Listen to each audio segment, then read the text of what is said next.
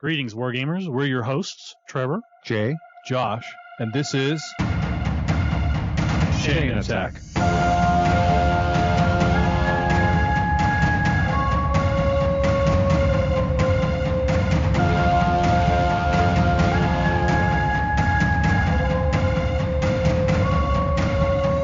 Chain Attack is sponsored by Discount Games Incorporated.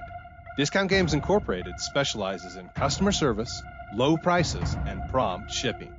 You can find our web store at www.discountgamesinc.com.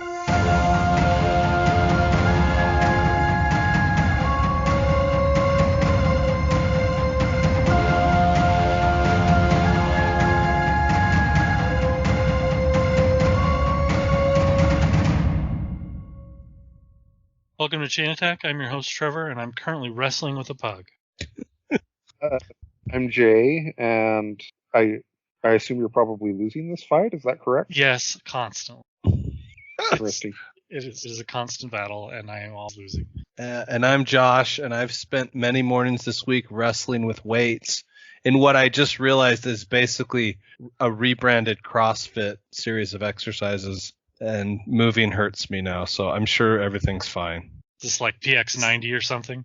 It's called F45, which I like. I like that consonant is in the name. Just so you can be angry at it. Is this an Orange Theory or? No, it's literally a new gym, similar idea to Orange Theory, called F45. I'm told that the F stands for functional, but I'm also here to tell you that my legs are not functional. So, did you and the good doctor switch gyms then? We did. Oh well. Yeah, I've see previous free rambles about getting exercise equipment. Brian's essentially, I think at this point, given up hope on ever joining one of our local gyms. Basically, just because of all the restrictions and stuff like that. Well, no, I mean he's never liked people in the first place. Mm-hmm. An opinion I can totally respect. The pandemic has only worsened that condition, if I guess we want to call it a condition. But basically, public setting like that, especially where you're like, everyone's breathing heavy, etc. He thinks it's just going to be like a huge disease vector and doesn't trust any of the people at the gym to have behaved responsibly, etc. So yeah. And so now you depend upon the responsibility of random logistics companies. Yeah, surely nothing could go wrong. Yeah. So I am finally, the sins of my youth are finally catching up to me. Okay, tell me more. I think I've mentioned this before on the show about my high blood pressure. Did I mention that? Where if I go into the doctor and they take my blood pressure, it's a little high, and I breathe deeply. Well, it's starting to not be able to readjust on the second. Can't just shrug it off.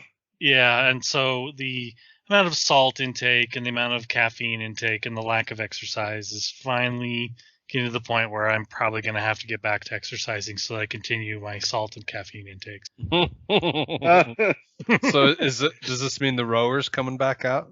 I think it never left, but I think I'm sorry, should I say returning to use then? Is that the correct phrase? Yes, the dust will be removed from it. I stare at it longing. Yeah, no, that's an important step in every middle-aged man's life, staring longingly at Yes. I don't think did I ever give the most recent old men talking about their blood sugar update? I mean, to me, you can never have enough of those updates, Jay. So whether you did or not, I can't say. I recently had another checkup on my blood work to see how my glucose levels and insulin levels were doing, and they again improved, and I was actually would have been happy with them just like kind of staying steady, because I had some travel to like San Francisco and other places and ate a fair number of carbs, and so didn't expect very good things, and it's basically gone down to the point where I'm just barely considered insulin resistant at this point. And very nice. next time should hopefully not be considered at all. So it was a little bit on the one hand, Brian was like happy for my success, etc. But there's also, I think, there's a bit of like he was like more strict than me when we were traveling, partially because if he falls off the wagon, then he just gets like massive pain, and so there's like this immediate feedback of punishing him, and so I think he had a little bit of jealousy at the progress I've had. I guess stuff for Discount Games Inc. The Black Templars Black Friday is live now, so there's pre-sales of new stuff for the Black Templars. Very exciting. And we're also doing for the Black Templars box set, we are doing our extra rebate on that item. And so if you buy it, you get a larger rebate than normal, extra savings, extra fun, extra good. So feel free to get that picked up and going. So Josh, we had a little bit of a Veterans Day celebration last Thursday at your house. Why don't you go ahead and give us a rundown of the madness that you had planned? We have somehow again blown my wife's mind again. It's like her capacity for surprise is never exhausted. Look, I have wanted for years. I really blame Magic the Gathering, the card the Shahrazad card. Right? Where you play a game within a game. Like, I love the idea of that so much, right? So I've had this idea kicking around in my skull for, frankly, decades. And I finally made good on it this year.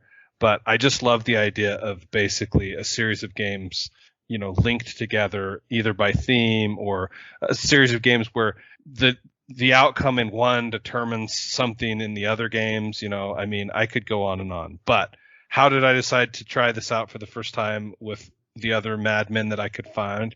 I decided to link together a series of American history themed game. So the original plan was basically the two founding father games back to back. And then which in the first one you craft the Constitution. Right. The second one starts after the Constitution has been crafted and the government has essentially been formed and President Washington has been elected. Then you go from there up to the Civil War. Right. And the thing is that I was, the victory conditions in the first game, they were going to determine essentially the seeding order of the second game. So just for you to get a flavor of how the madness was starting to form in my head. And then I decided we would shake it up a little bit with a co-op game following the second founding fathers, which was to be Freedom, the Underground Railroad, which is a game about helping slaves escape from the American South to Canada. Go Canada. And then we were going to play Great Western Trail, in honor of the American West. And then based on the first and second, third and fourth place in that game, we were going to play Twilight Struggle about the Cold War and 1964, the Making of a President, about the campaign between Richard Nixon and John F. Kennedy. So that was the original level of madness, which I had sort of proposed. Which is really a weekend, not a... That's true. Just going to throw this out here. Yes, that's... I think we could have done it had we started early enough and been committed. Look, we couldn't have made it with the additional founding father tacked on the front. I think you don't think so? I think we should have. If we started at 6 a.m. Okay. If we started at 6 a.m., I guess that's true. I was on board for 6 a.m. I'm just saying. Okay, well, I'll take that into account next time. But yeah, I mean, really, before you move on, Jay, go ahead. You said that you managed to surprise your wife. What part of anything that happened was surprising to her? And like how? Like I hear this and I just think that like, oh, this is very on brand for Josh Wheeler. And so the fact that like I don't understand how this surprised her, I guess. I will admit that it wasn't that long ago that we played a 12-hour game of Western Empire on the same table right in front of her, and she saw that too. Yet somehow it still surprised her. I guess that's my point. Is like just her capacity to be surprised cannot be satiated. Okay. Yeah, strange. I know. So, anyways, before I interrupted you, what were you going to say? Oh, did I lose my train of thought? I might have lost it. I think you were going to talk about that was your initial vision, and yeah. So I mean, we're talking about the compromises you had to make. Yeah. So the compromise the harsh I had mistress to make of reality. Right. How dare you? We lopped off the first founding father, so we didn't play through the actual writing of the Constitution and the Constitutional Convention, and then I just sort of started to get a sense by 8 p.m. that we probably shouldn't go forward with the Twilight Struggle and making the president angle. To be fair, you said you had forgotten to find 1960 Makers. Yes, that's true. It is one of my favorite games, and I would have stayed for. And the other problem is, amongst the people we know, the man who crushes more hopes and dreams than anyone else in Twilight Struggle was the man who we would have to play. Well, and we had also lost our fourth player, though, too. That was the other thing, right? Because the idea there was that the knight would... Nobody wanted to get beat down in Twilight Struggle. As hard as we would have been? Correct. Yeah, no, that's factually... So, yeah, it did start to fall apart. I mean, I think that... So, as you're describing this to me originally, the full scope of things, like, I had never dreamt of such madness before, but the fact that you were presenting it to me was like, it was like the Holy Grail. My Grail diary was started. I was trying to figure out how, to find it and where I'd begin my search. And I was so excited for this. But I realized, I feel like I've now infected you too, because we have more ideas now. Yeah, I'm ready for the next one where one feeds into the next game and it is themed, and I'm all on board. But I realized that we invited some of the most gung-ho board gamers in the area to join in, and you were right. By 8 p.m., really it was just you and I that were still left. Committed. Right, and I fully appreciate that. I understand that we are a little insane, and that we have my spouse is very tolerant of this sort of maybe more so than she should be. So, and I realize that many of the others involved, their spouses are not that. Tolerance maybe not the right word, but they run out of patience too, because accommodating. They can't believe that we could still be playing board games 10 hours later. To them that just seems crazy. Yeah, like clearly we should have taken a break at some point, right? My wife, when I got home, because we talked a little bit, we were done, and so I didn't get home until 10 p.m. And my wife was thrilled because I was home 3 hours earlier than what she thought I was going to.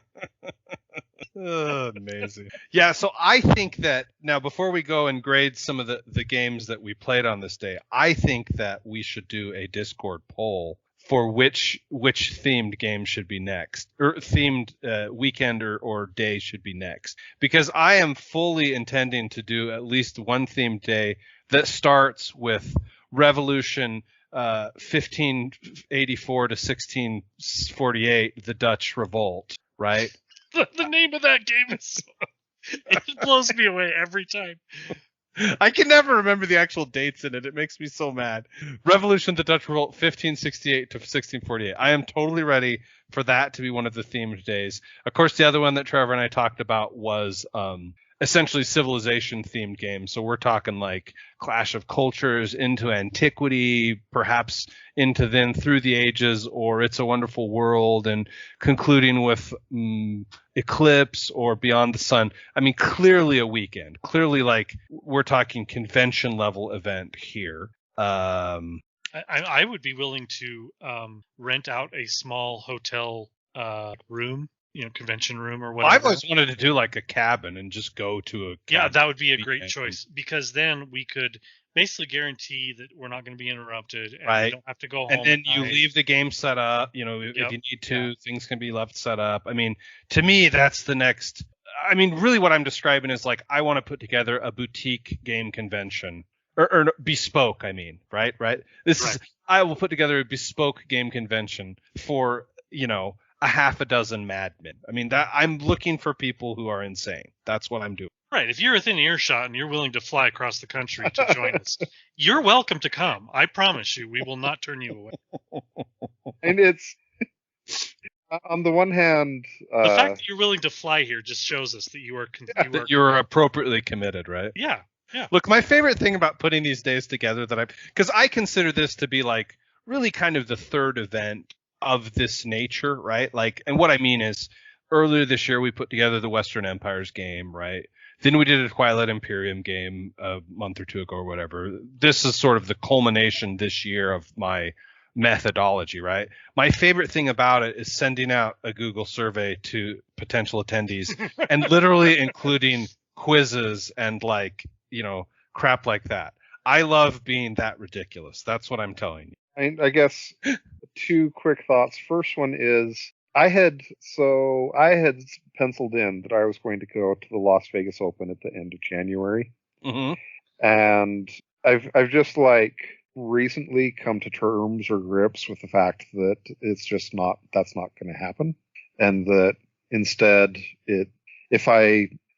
what it's going to be if things happen is like, I'll go travel to Denver and see Sung Soo and play games, or it's going to be kind of small group bespoke things like you said, because like the idea right now of going to effectively a huge shrine to Nurgle doesn't excite me that much.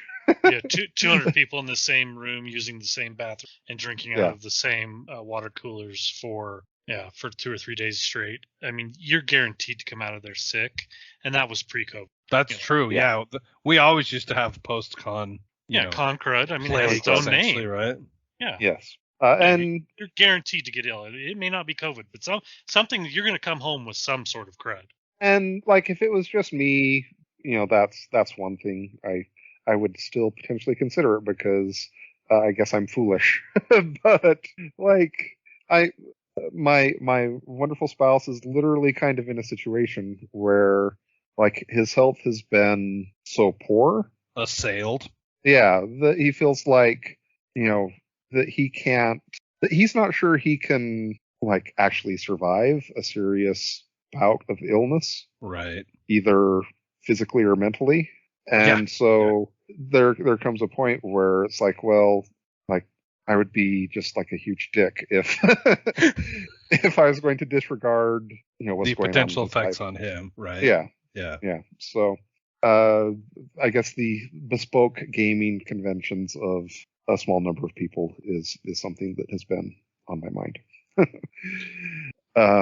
Because it's easier to trust that, those precautions are in place, etc. Yes, or even just like the number of disease vectors of like 5 or 6 people versus 200 is right.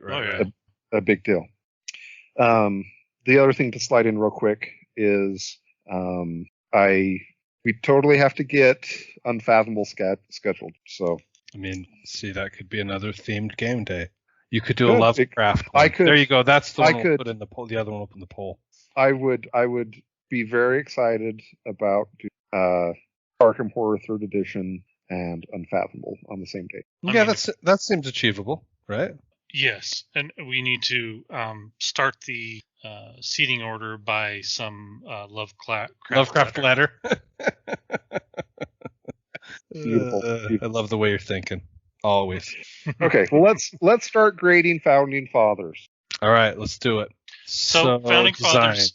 Yeah, so Founding Fathers is a small publisher. You can only get it through GameCrafter as a print-on-demand product. It is fairly old and has been through quite a few revisions, so there's not a clear delineation between like a first edition or a second edition because it's almost like a little bit of a living rules. And the rules are available publicly, but this is going into this. You need to understand that it is a small published game. It's stated. An attempted goal is to replace the feel of Republic of Rome. And I can fully understand if the listeners have never heard of or played Republic of Rome. It is a little bit older school game. So Republic of Rome and Founding Fathers is a socio-political game where you are attempting to increase your own faction's political clout. And truthfully, it is their political clout in comparison to the other players at the table. So everyone's trying to accomplish this goal. In both Founding Fathers and Republic of Rome, you're playing a co-op yet competitive game in that if you cannot come to deals when necessary, your republic will fall. That is a democratic republic or a republic, basically in name, in Rome. But you have to work together for the whole game, or everyone loses. But you also are trying to get. So that's the pitch of Founding Fathers. So design. Do you guys? First question to both of you. You've both played a little bit of Republic of Rome. We ended up sort of closing it up before it was done because it was more. I'm basically 40% of the players were done with the game.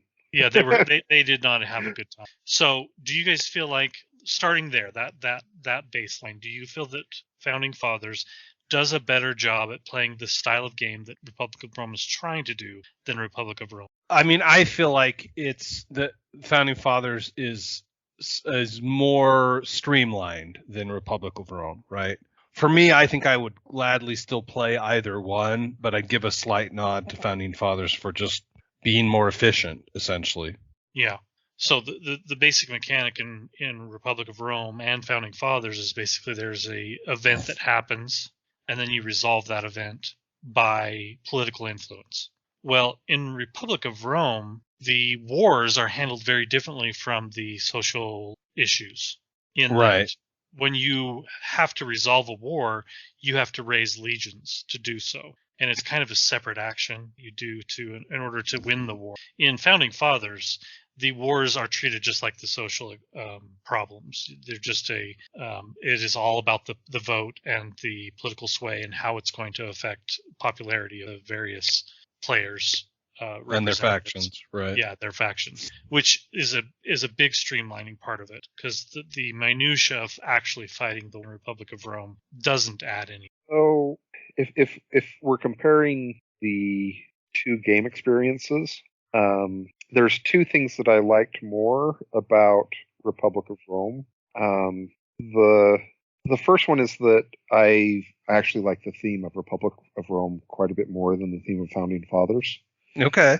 And part of the reason for that is that, so if I'm playing, Republic of Rome is a little bit more of a pure political game to me because there isn't any cultural or baggage tied into, like, are you going to send the legions to defend against the Carthaginians, or are you going to pass this resolution or whatever? But because it's far enough away, do you mean to say?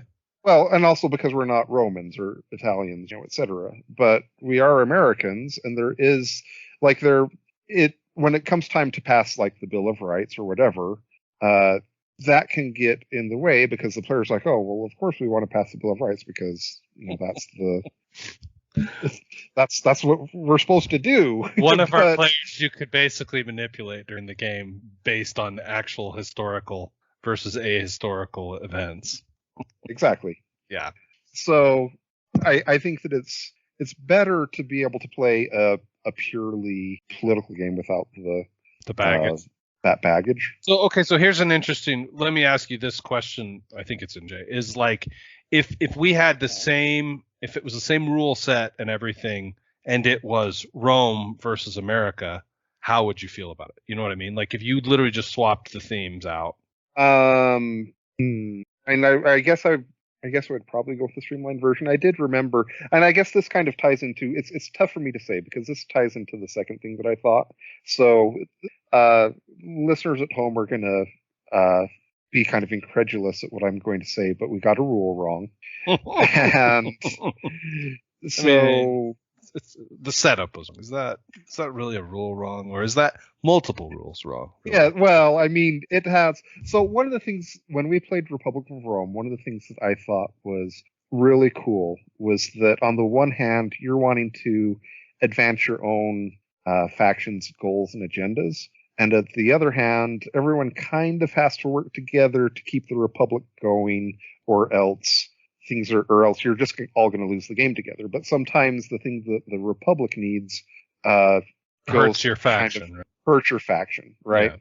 Yeah. And I think that's one of the coolest parts of Republic of Rome, and I didn't really get that feeling as much from Founding Fathers, partially because we had set our starting income too high to start with, and so a lot of the difficult financial decisions weren't that difficult because we had a higher income we were supposed to have. And so and it compounded. So right. So to explain to those listening what happened at the beginning of Republic of Rome is really you're on the ropes from the beginning, and you're being attacked by barbarians, Carthage, etc., and it really doesn't let up for quite a while.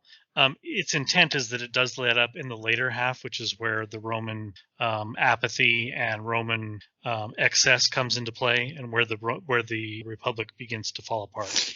Well, there is some similarities in the way that the American country, the U.S., also played out early on, but the game does so by starting you in debt, deeply in debt, and with a negative income. And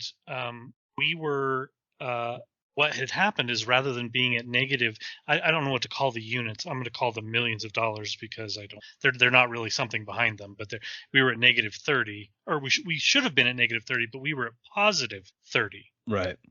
And that is a huge difference, because normally at the end of the round, you take what you owe and then you add interest to it, making you owe even more. And under normal circumstances, at the end of the first term of the first president, George Washington, you are still hopelessly, I shouldn't say hopelessly, but you are very negative normally, right, because it's almost impossible to get positive in the first 4 years on your annual income, and you already owe money. So at the end of the year, the amount that you come up short gets added to that, plus interest gets added to that, making you near financial crisis after the first 4 years. We had none of those issues. So, and because we'd basically reined in the interest very early, it meant that the next 4 to 10 presidential terms did not have the same pressure.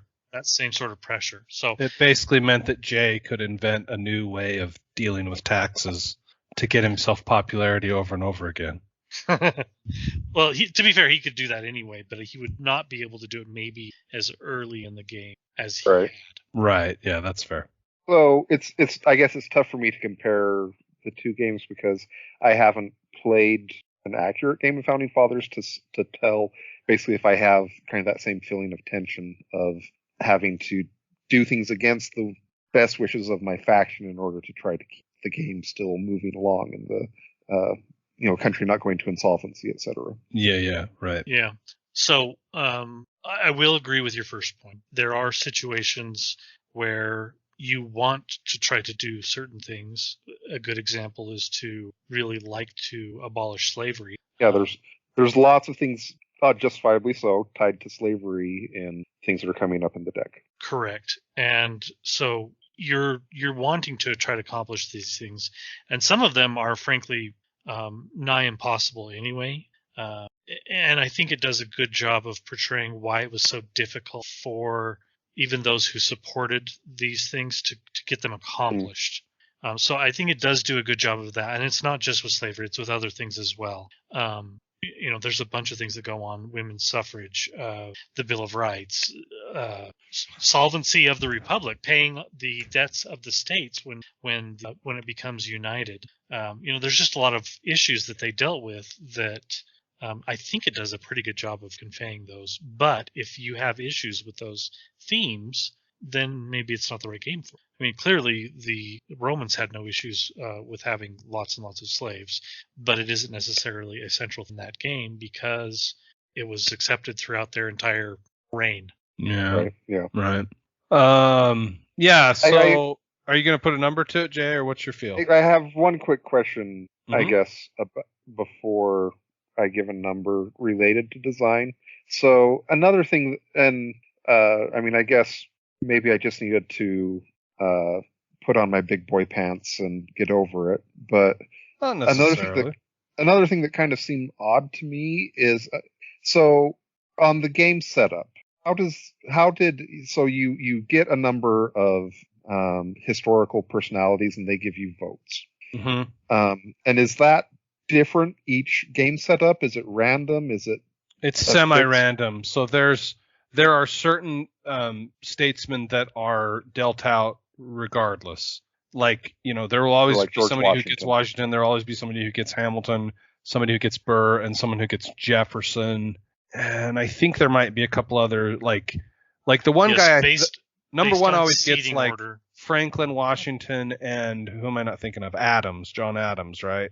Yes. And the next guy gets Hamilton and somebody else. Anyway, and then everybody gets dealt random delegates so that their delegate total goes up to like 3, I think.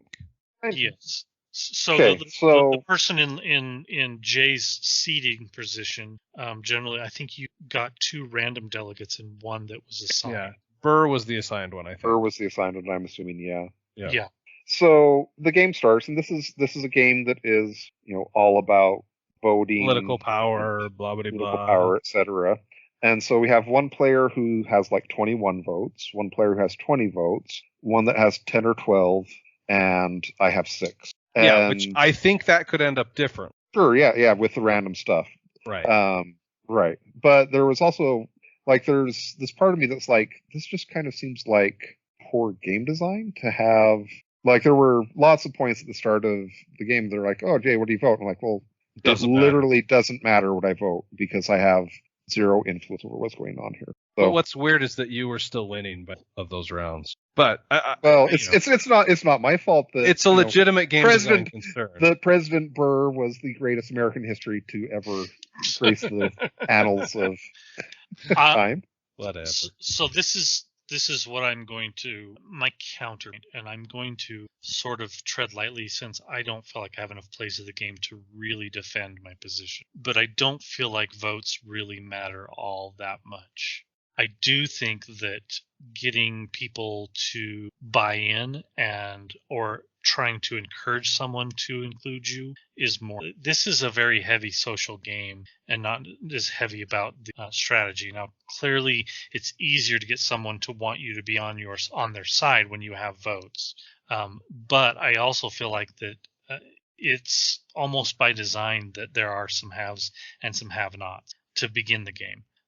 But it can swing quickly and it can change.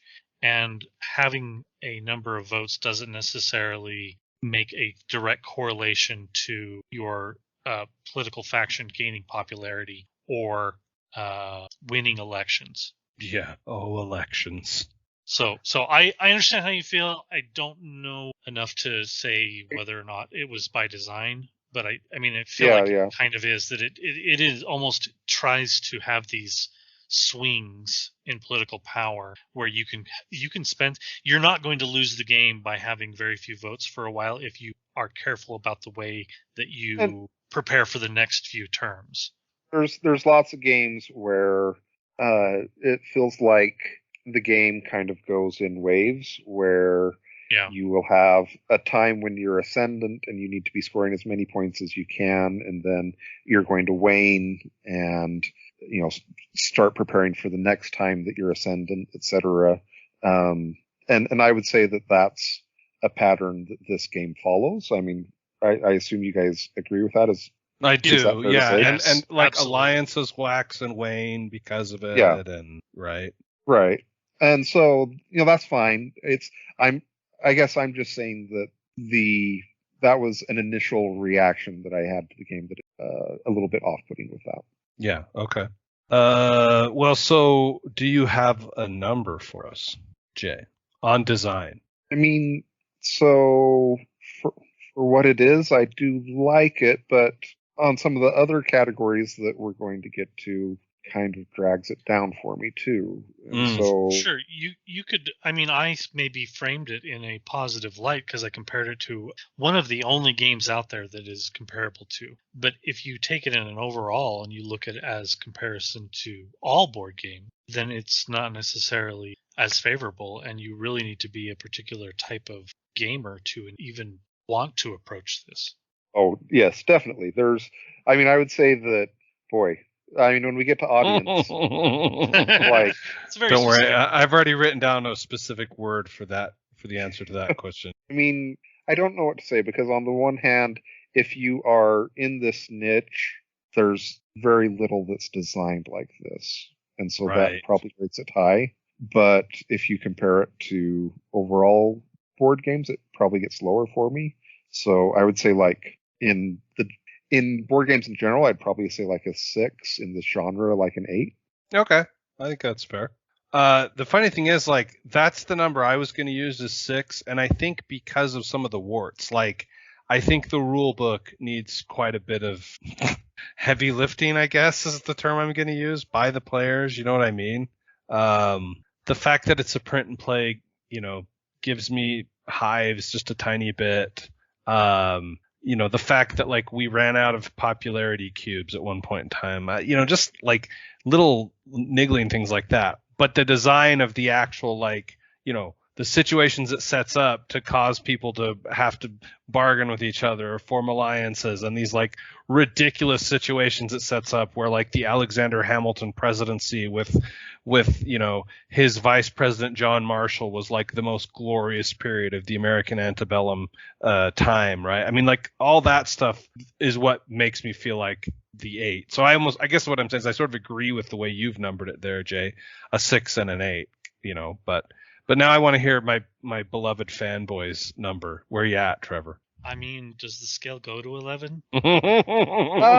This is my favorite game of all. I'm shocking no one. Like, I'm so delighted that it's so amazing to me, because, like, if you were to grade Trevor, like, if you were to put some grades on my skills, and one of them was like a social political game skill, and one of them was player was like a worker placement strategy game skill with no randomness, I am clearly better at the second one. Like, there's no argument with anyone. No one's going to call me a socio-political genius. I am not the best at making alliances. I'm not good at manipulating other people. As evidenced by the fact that he continually makes them with me, which, like, inevitably fall apart. But I love it so much. It's the type of game I want to play. When I play TI4, the section that I love the most is the voting and the social political. It's a different thing there, because you also are trying to keep from, like, directly attacking your base. You know what I mean? There's military conflict as well, which I also I enjoy the idea of making peace with your neighbor and trying to keep them from not attacking you while you're leaving your back, open to them, etc. And there's not quite as much of that here, but honestly, like, this is the game I always wanted. I really liked Republic of Rome, but I had some really hairy, dirty warts that I just had a hard time getting on. And many of those are gone here. That's, to me, this is the game I've always wanted. This is the pinnacle of games. If you ask me, we're going to play a board game this weekend, what would you like to play? I'm going to present this. And the unfortunate thing is there's not a lot of people out there who agree with me, so it's going to be difficult to get to the table. So in the greater scheme, I realize that it's not a great board game for the general public, and I can see why most people enjoy it. But it's like, it is the quintessential game for me. It is my 10. You can see why you have to order it out of a back alley website, essentially. That it's the niche of the niche, right? It is Game Crafter. I mean, they are not that niche, and it is fairly. I mean, we don't want to undersell it here. It is well printed. It is. Yeah, no, that's fair. Cards are nice. The board graphic is nice. design's good, and I agree. Yeah, so. My complaint is the same one you had, that it didn't have enough people. Yeah, like, one of the things that drives me nuts is the 10 cubes for the voting, the elections. Yeah. Because in our game we had multiple elections that were single Especially before party. the 12th Amendment happened. Yes, single party, no 12th Amendment. So there was up to 4 candidates from the same party and up to 4 vice presidential candidates from the same party, all of them being voted on separately. And we have 4 colors of cubes and only 10 cubes each. And at that time we had, I want to say we had at least they're not states, because some of the states are like the Carolinas are a single card, but I believe there was 12 cards in play at that time. So, or 14 cards in play.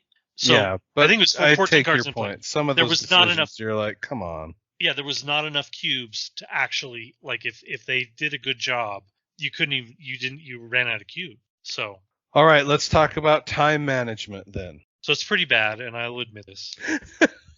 Yeah, but here again, it's sort of like compared to Republic of Rome, it shines, right? Oh yeah, Republic of Rome takes a long time, and the worst part of the Republic of Rome is there's so much minutia going on of keeping track of who's the master of the horse and who's this and how long is so and so need to be at this provincial location and governorship, right. Yeah, it just there's too much minutia, and it's a long, slow game and a lot of checking on the rules. On this game, I did try to read a rule summary. I was under a time crunch because I had travel the next day. I had a deadline of what I could play to, and I wanted to try to get the whole game in. And my co-host said that 4 hours should be plenty. By hour 5, I ended up having to leave, and another person took over my team. And I believe the final play time was 7.5 hours. I think it was 8.5. 8.5. Okay. Lunch. Oh, that's true. I forget about lunch. Sure. So. Yeah. Yeah, so it went longer than we expected. So we'd played a little bit of it previously, and so we kind of had an idea of how long it was going to go, but we were wrong.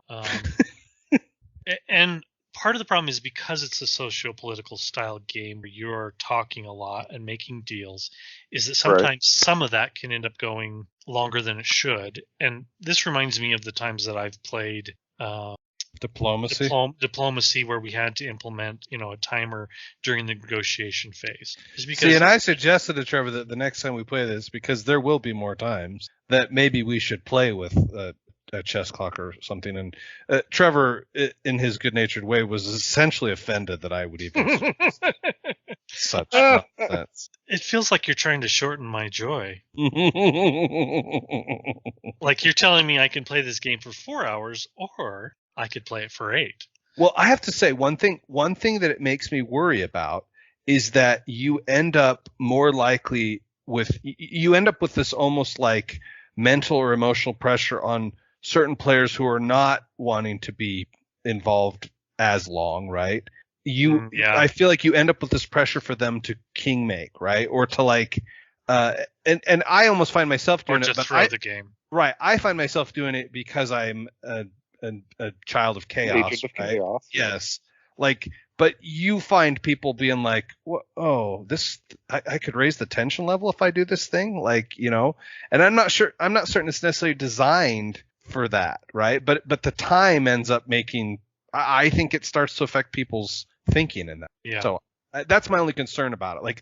Honestly, for me, the pacing of the game, the 4 issues in each presidency, even the election, if you understand the rules, the elections don't actually seem like they don't take that long. They can shake out pretty quick. There's a lot that can happen in a short amount of time. And so part of me just keeps believing the next time we play this, it'll play a little faster, but I may be naivete.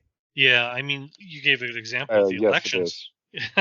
The elections, it takes longer for the candidates to choose their running mates than it does to election. Yeah, for the candidates then find out that they made a big mistake. Yeah, I mean, the truth is that the game itself doesn't take that long. It is all the decisions in between. And there's a lot of negotiation or discussion. And yes, there's got to be some way to speed it up. But at the end of the day, it's still going to be a long game. I think that our initial estimate of 4 hours was naive. I do think that 8 hours probably is too long. I don't think we'll have a game that goes quite that long again, although we really didn't get to the end. But I think that, the 6 hour mark. I think we played a reasonable game, though. Yeah, that's probably true. But I think that it's more the part that bothers me is the box says, I think it says 240 plus or 180 plus. Yeah, it's the lie that bothers you. Yeah, that's the part that bothers me. It is really the heavy emphasis on the plus. I think the only way you finish the game in 4 hours is if the Republic falls. If financial crisis happens and right, yeah, it cannot go on. That's the only way it ends that early. I really think that 5 to 6 hour game, and it is the game itself is with experienced players. Yeah, I think so. Yeah. The game moves along at a good pace, so it's not its fault. It is somewhat to do with the players playing it, but it takes a lot of time. So I mean, it doesn't have a great score, because if you're the type of person who wants to always be doing something, you want to be taking your action simultaneously like that in other board games, this just isn't the game for you. Yeah. And my issue with the time isn't like I don't mind playing a long game. That's not an issue. It's more of an opportunity cost issue of the number of times I get to play a really long game aren't that long, and so it has stiff competition. Yeah, right. So I'm going to give it a 5 again because I feel like the pacing's good. And, the reasons it goes long is not necessarily always the game's fault. Yeah, I think it could vary heavily who you're playing it. Right. But it only takes one person with a little bit of analysis paralysis over the course of many turns to cause the game to go long. And I wouldn't say that any of the guys that were in our group really have bad analysis paralysis, but you could tell that all of us had just a little bit, and it added up. Right.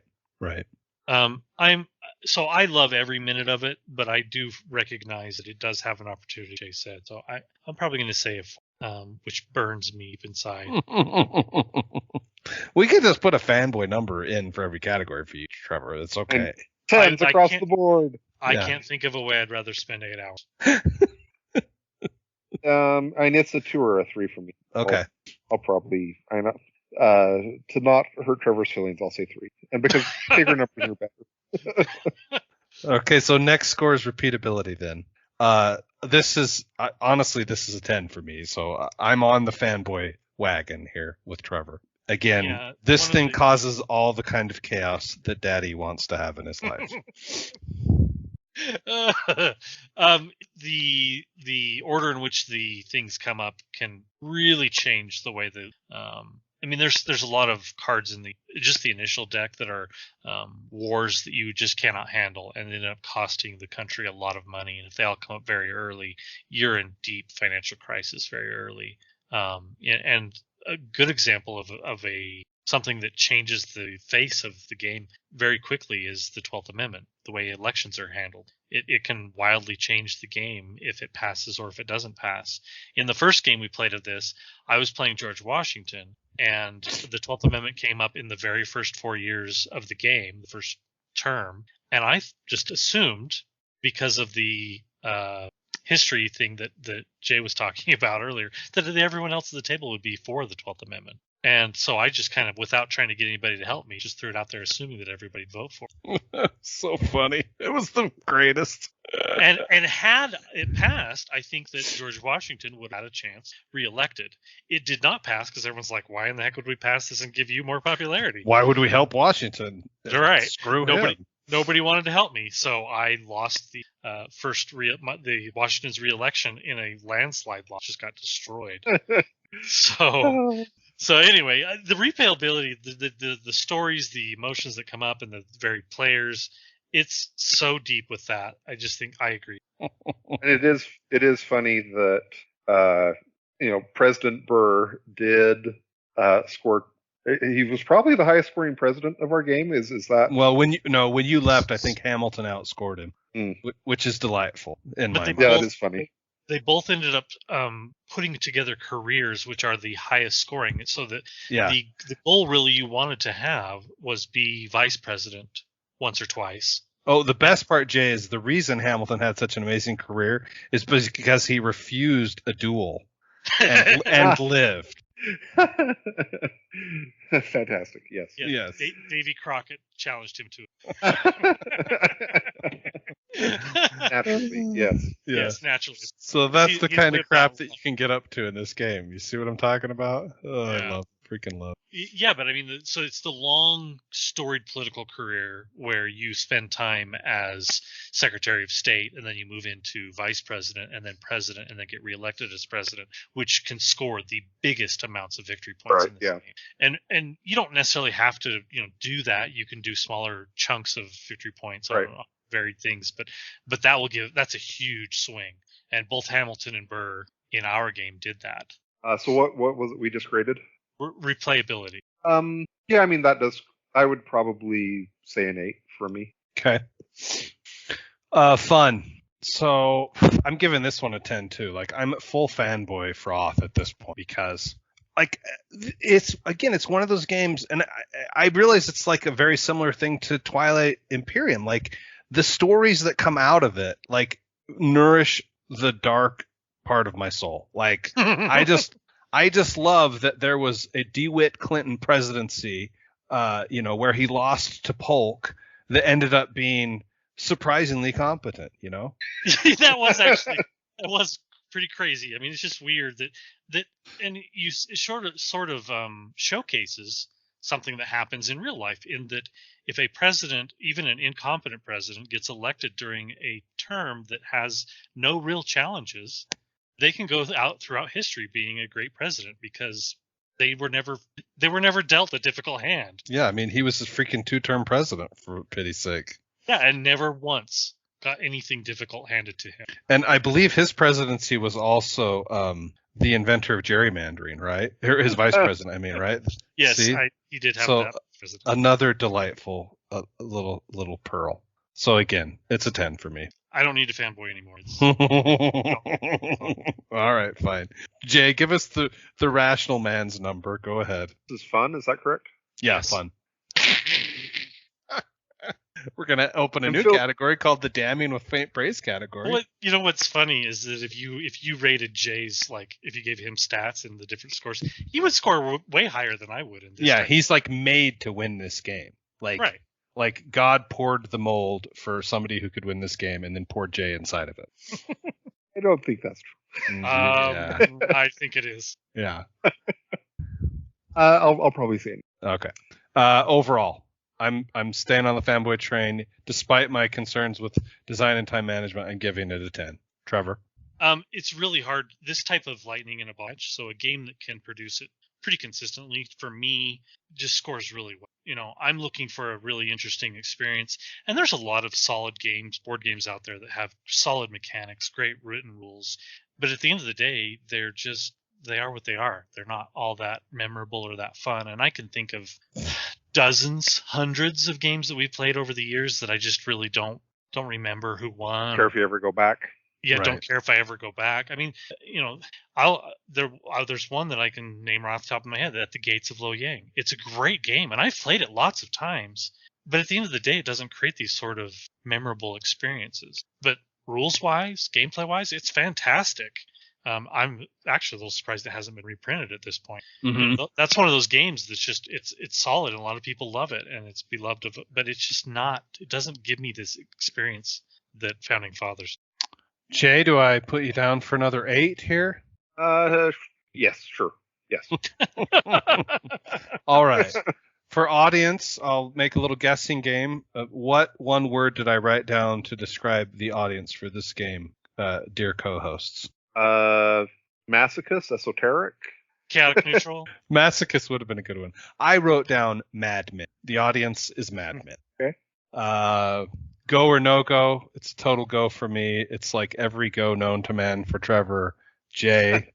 If you think that this is a genre of game, you ought to play it. But Yeah, I think the audience of it is there's not many people that. Yeah, if you enjoy This is for. diplomacy, if you enjoy the political part of TI4 more than the other part of it, including the tech trees and the military parts of it, then maybe you should look into it.